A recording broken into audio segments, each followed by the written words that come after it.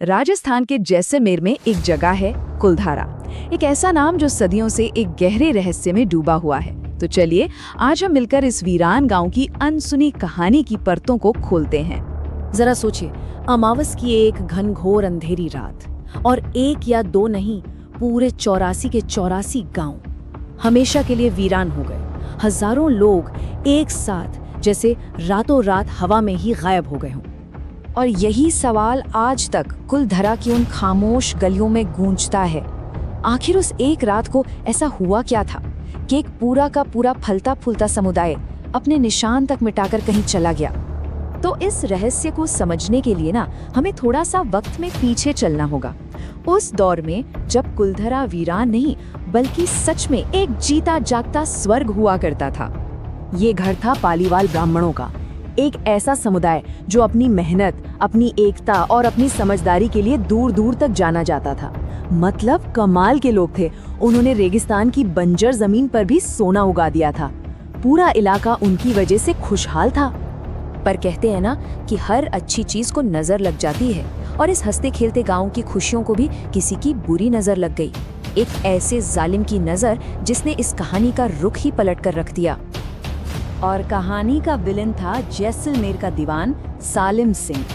उसकी बुरी नजर गांव के मुखिया की बेटी की खूबसूरती पर पड़ी और बस उसने ठान लिया कि वो उसे किसी भी कीमत पर हासिल करके रहेगा।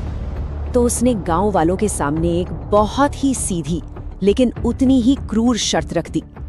या तो मुखिया की बेटी उसे सौंप दो, या फिर इतने भारी लगान और टैक्स चुकाओ कि गांव खुद ब खुद बर्बाद हो जाए। ये एक ऐसी शर्त थी जिसे मानना किसी के लिए भी नामुमकिन था।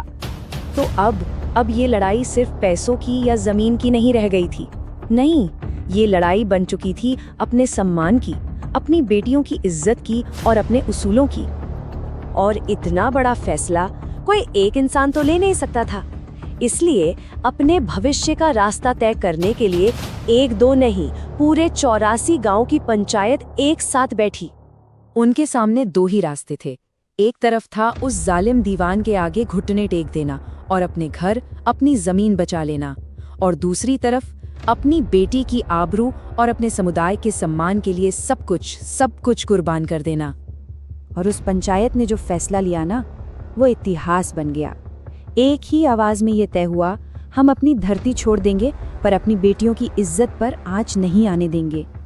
और फिर आई वो रात जब उस फैसले पर अमल किया गया, और ऐसे किया गया कि आज तक दुनिया हैरान है। तो उस रात हुआ ये कि सबसे पहले तो आखिरी फैसला ले लिया गया। फिर अमावस्या के घने अंधेरे का इंतजार हुआ, और उसी अंधेरे का फायदा उठाकर पूरा का पूरा गांव रातों रात खाली हो गया। और जाते जाते उन्होंने अपनी ही जमीन को एक कभी न टूटने वाला श्राप दे दिया। वो लोग सिर्फ अपना गांव छोड़कर नहीं गए थे, अपने पुरखों की जमीन को हमेशा के लिए त्यागते हुए उन्होंने एक श्राप दिया कि इस धरती पर दोबारा कभी कोई घर नहीं बसा पाएगा, कोई चैन से नहीं रह पाएगा। पर क्या सच में एक श्राप सदियों तक जिंदा रह सकता है? चलिए देखते हैं कि आज इतने सालों बाद कुलधरा की जमीन उस रात की क्या गवाही देती है।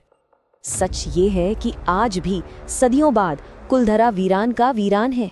ऐसा नहीं कि कोशिशें नहीं हुई, कई लोगों ने वहां बसने की सोची पर कोई भी कामयाब नहीं हो पाया। आज भी जो लोग वहां जाते हैं वो बताते हैं कि रात के सन्नाटे में अजीब अजीब सी आवाजें गूंजती हैं, अंधेरे में रहस्यमयी परछाइयां दिखती हैं, और ये यकीन आज भी उतना ही मजबूत है कि गांव वालों का श्राप इस जमीन को कभी आबाद नहीं होने देगा। तो फिर कुलधरा की असलियत क्या है?